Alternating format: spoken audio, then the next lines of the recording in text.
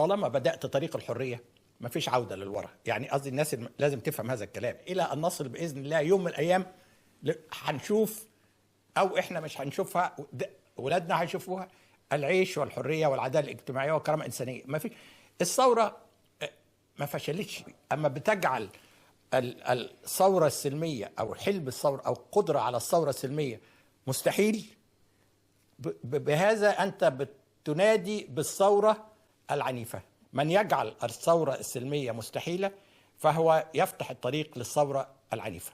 ولازم نفهم هذا.